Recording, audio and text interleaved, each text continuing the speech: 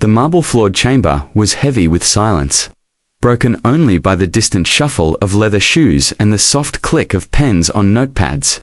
Cameras panned, red lights blinking, poised to broadcast the tension swelling between two men sitting opposite one another beneath the vaulted ceilings of the U.S. Senate hearing room. Outside, Washington's summer air pressed thick against the windows, but inside the room, it was the weight of words, past and about to be spoken, that filled the space with unbearable heat. Senator John Kennedy of Louisiana sat calmly, his fingertips resting against each other in a steeple. His silver hair caught the light, but his eyes were shaded, watchful, unreadable. A small smile flickered on his lips, betraying neither amusement nor anger. Across from him stood Congressman Adam Schiff, crisp, in a navy suit, his voice echoing slightly off the chamber walls as he closed a line of questioning with a sharp pivot, a pivot that turned personal. "I suppose," Schiff said, arching an eyebrow, "that your experience at Vanderbilt and Oxford didn't cover the complexities of modern constitutional law." He let the silence after his words stretch just a beat too long, long enough for the implication to settle into the room like fog rolling into a valley. There was a flicker, not in Kennedy's eyes, but in the air itself. A murmuring ripple ran through the back rows. Staffers stiffened. Senators leaned forward. The insult wasn't masked. It wasn't about policy, it was about education, about background, about pedigree, and it cut deep.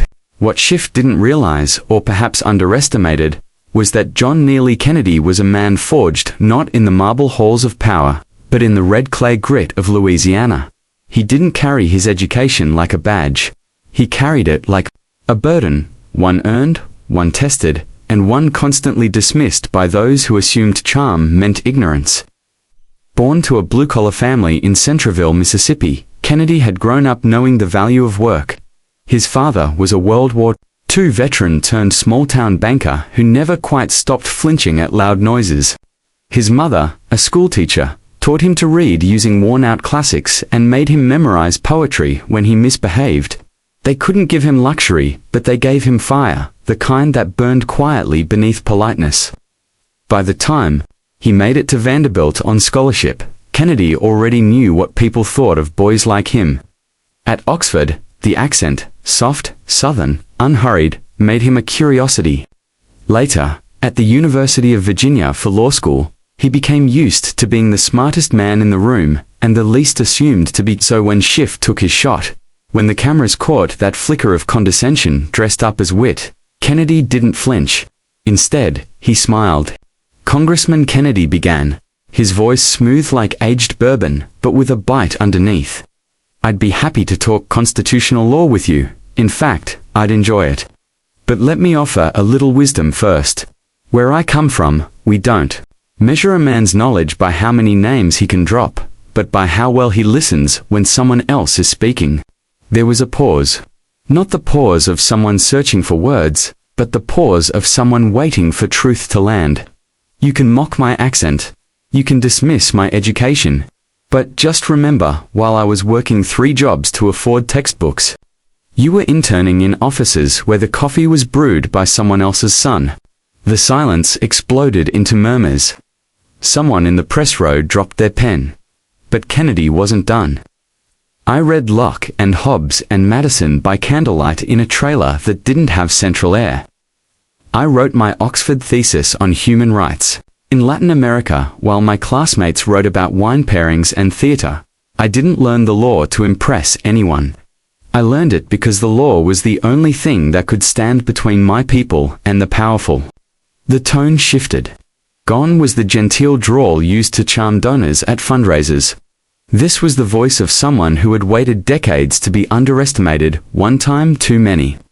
Now, if you want to have a real conversation, a grown-up conversation, about the Constitution, about justice, about what it means to serve the people and not your own resume, then let's do it. But if you're just here to show off what schools accepted you, I'd suggest you talk to a mirror. It'll clap louder than I will. The chamber went still. Schiff sat back, blinked. The smugness drained from his face, replaced by something closer to respect, or at least recognition. But the exchange, now viral within hours, was only the spark.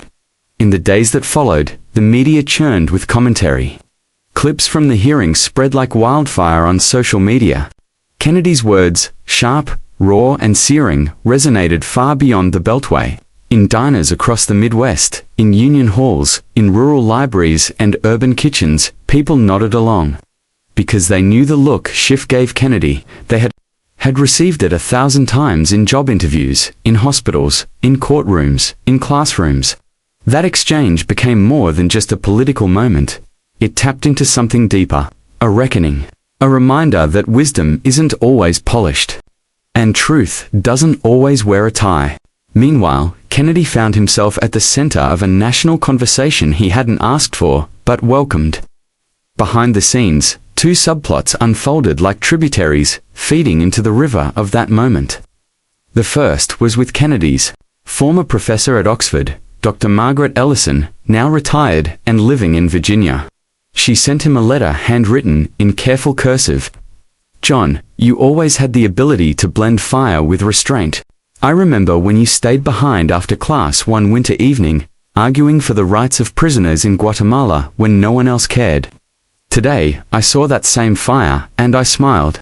Sometimes, we must remind the world that education is not just what we learn, but why we learn it." With pride, Margaret II subplot unfolded in his home state.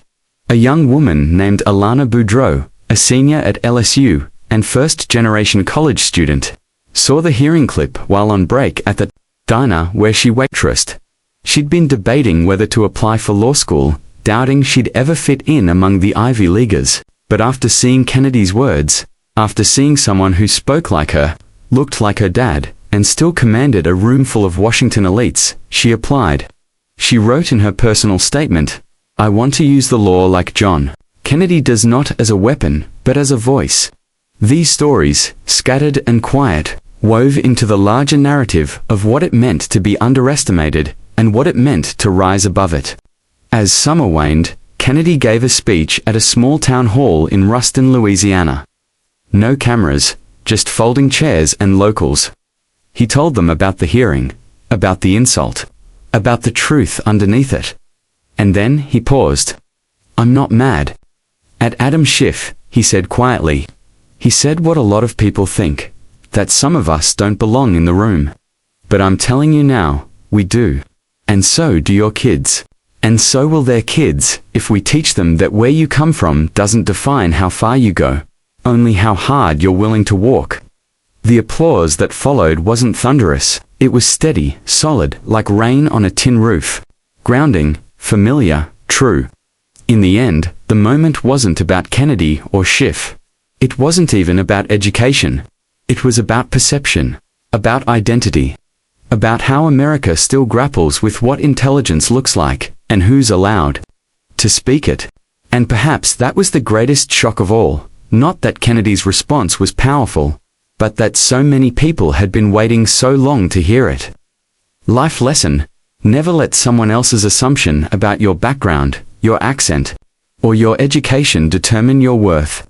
True intelligence isn't in where you studied, but in how you stand when the world doubts you.